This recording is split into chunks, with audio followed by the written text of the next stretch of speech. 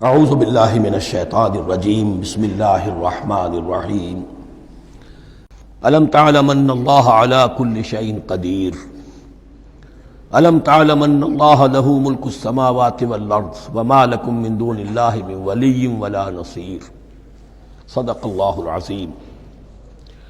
ان آیات مبارکہ کا ترجمہ اگرچہ ہم کر چکے ہیں، لیکن اس کا جو اصل مفہوم ہے اور اس کا پس منظر ہے اس کو سمجھنا ضروری ہے۔ آپ کو معلوم ہے کہ اللہ کا دین آدم سے لے کر این دم تک ایک ہی ہے۔ نوح کا دین، موسیٰ کا دین، عیسیٰ کا دین، محمد کا دین صلی اللہ علیہ وسلم علیہ الصلوۃ دین ایک ہی ہے۔ شریعتوں میں فرق رہا ہے، اور یہ فرق جو رہا ہے اس کا اصل سبب یہ ہے کہ نوع انسانی مختلف اعتبارات سے ارتقاء کی مراحل طے کر رہی تھی۔ ذہنی پختگی، شعور کی پختگی، پھر سوشل ایولیوشن، تمدنی ارتقاء، یہ مسلسل جاری تھا۔ لہذا اس ارتقاء کے جس مرحلے میں رسول آئے اسی کی مناسبت سے ان کو تعلیمات دے دی گئیں۔ ان میں وہ حصے بھی تھے کہ جو ایٹرنل ہیں، جو ہمیشہ رہیں گے، اور ایسے بھی تھے کہ جو اس زمانے کی مناسبت سے تھے۔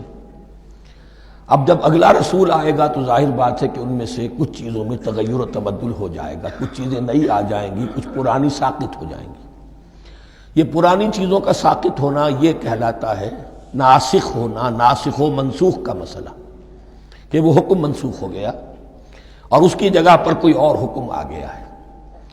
یا تو اللہ تعالیٰ تعین کے ساتھ منسوخ فرماتے ہیں، یا یہ کہ اس شے کو سرے سے لوگوں کے ذہنوں سے زائل کر دیتے ہیں۔ اعتراض یہ کر رہے تھے یہودی کہ اگر تو یہ دین وہی ہے جو موسیٰ کا تھا تو ظاہر بات ہے کہ پھر شریعت پوری وہی ہونی چاہیے۔ اس کے اعتراض کا جواب ہے جو یہاں دیا جا رہا ہے، اور یہی مسئلہ پھر قرآن میں بھی ہے۔ قرآن کی بھی تدریج کے ساتھ شریعت کی تکمیل ہوئی ہے۔ جیسا کہ میں نے پہلے عرض کیا تھا، شریعت کا بلو پرنٹ آپ کو سورہ بقرہ میں مل جائے گا آگے چل کر، لیکن شریعت کی تکمیل ہوئی ہے سورہ مائدہ میں۔ یہ جو تقریباً 5-6 سال کا وقفہ ہے، اس میں کچھ احکام شروع میں دیے گئے، پھر ان میں رد و بدل کر کے، اور پھر آخر میں الیوم اکملت لکم دینکم واتممت علیکم نعمتی ورضیت لکم الاسلام دینا۔ تو یہ ناسخ و منسوخ کا مسئلہ صرف سابقہ شریعتوں اور شریعت محمدی میں نہیں ہے صلی اللہ علیہ وسلم، بلکہ خود شریعت محمدی میں بھی زمانی اعتبار سے ارتقاء ہوا ہے کہ پہلے شراب کے بارے میں حکم دیا گیا کہ اس کی مضرت زیادہ ہے، گناہ کا پہلو زیادہ ہے، کچھ فائدے بھی ہیں، بس۔ اس کے بعد آیا اگر شراب کے نشے میں ہو تو نماز مت پڑھو، نماز کے قریب مت جاؤ۔ پورے مائدہ میں آخری حکم آ گیا، حل انتم منتہون، اب باز آتے ہو کہ نہیں آتے، حرام کر دیا گیا۔ تو یہ تدریجاً ہوا ہے۔ تو ناسخ و منسوخ قرآن میں بھی ہے، اور ناسخ و منسوخ قرآن اور تورات کے مابین بھی ہے۔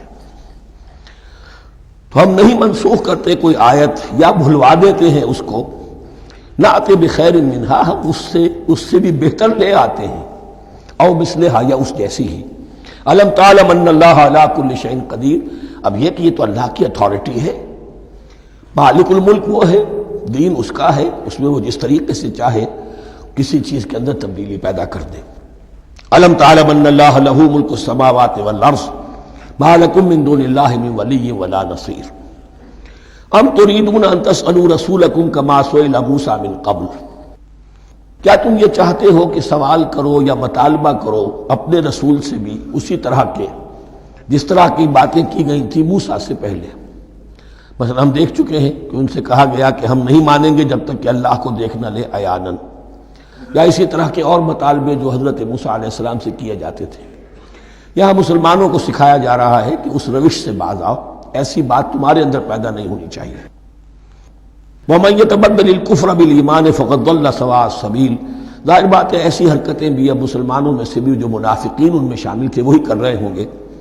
اس لیے فرمایا کہ جو کوئی ایمان کو ہاتھ سے دے کر کفر کو لے لے گا، یعنی منافق چونکہ دو طرفہ ہوتا ہے، اب اس کا بھی امکان ہوتا ہے کہ یکسو ہو جائے کفر کی طرف، اور اس کا بھی امکان ہوتا ہے کہ بالآخر یکسو ہو جائے ایمان کی طرف۔ مذبذبین بین ذالک کی کیفیت میں جو مبتلا ہے، اس کے دو یہ امکانات ہیں۔ تو جو کفر کی طرف جا کر مستقل طور پر راغب ہو گیا اس کا ذکر ہے، ومن يتبدل الكفر بالایمان فقد ضل سواء السبیل، تو وہ تو سیدھی راہ سے بھٹک گیا۔ ود کثیر من اہل الکتاب لو یردونکم من بعد ایمانکم کفارا، اہل کتاب میں سے بہت سے لوگ ہیں جو چاہتے ہیں کہ کسی طرح لوٹا کر لے جائیں تمہیں تمہارے ایمان کے بعد، پھر کفار بنا دیں۔